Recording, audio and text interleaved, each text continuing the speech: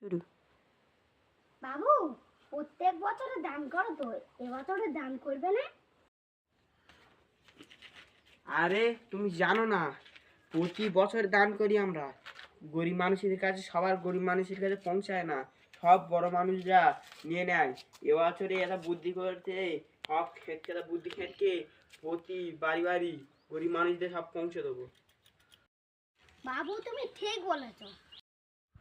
আমার এক কর্মচারী আছে, এর কাছে বললি সব গ্রামে পৌঁছে দেবে।